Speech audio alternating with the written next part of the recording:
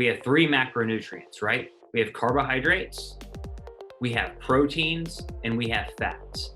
Now, of those, we know that carbohydrates and fats are mainly used as energy, right? Let's say you were to take oil, right? And you were to pour oil in water, what would happen? The oil would rise to the top. You've also heard that cream rises to the top. So if you have high fat milk, you're gonna have cream on top because fat is not water soluble. Ketones are kind of actually very short chain fatty acids or short chain fats, right? But they mix in water, right? So if you take your pack of keto, tear it open, you pour it in water, you shake that up, it mixes well with water. So ketones are these special water soluble fats. I mean, they mix well with water. Now, Brian Underwood likes to talk about them as being the fourth macronutrient.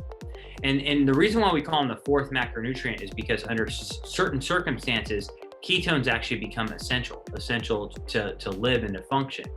But we think of them as different from the other three macronutrients because one, they mix with water, even though they're fat-like molecules. That's number one.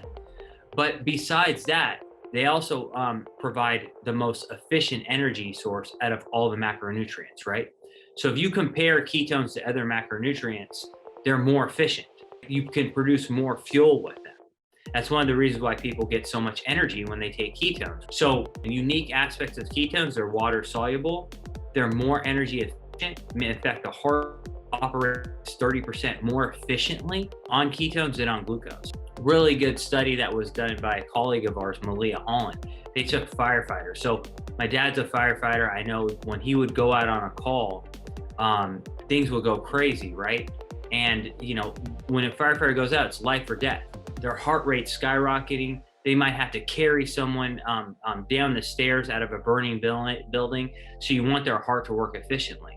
And what Malia Holland found is that would prove its ketones, that firefighters' heart rates were lower. And even though they did the same amount of work, that means that they're more efficient and their heart doesn't have to work as hard because it has a better fuel source. Another study looked at oxygen consumption. The less efficient a fuel is, the more oxygen we have to use. Think about if you're out of shape and you're not a very efficient runner, okay? You breathe really hard and fast. Whereas very efficient runners, if they're gonna run the same speed as you, might not breathe as much. Well, studies show that when you take ketones, you don't need as much oxygen. So you're not breathing as much with ketones as you were without ketones. So that's why, for example, when you go to altitude, say you're gonna go travel to Colorado, you know, or New Mexico, taking ketones could actually be very beneficial because there's less oxygen and you don't need as much when you're on ketones. Another thing about ketones that makes them really special and why we classify them as the fourth macronutrient is that they're not just an energy source, but they're a signaling molecule, right? Ketones stimulate a positive mood. So they might stimulate the brain to be in a positive mood, potentially through releasing dopamine in the brain. And I can name over and over and over and over again different signaling aspects of ketones, but the bottom line is ketones are a signaling fuel.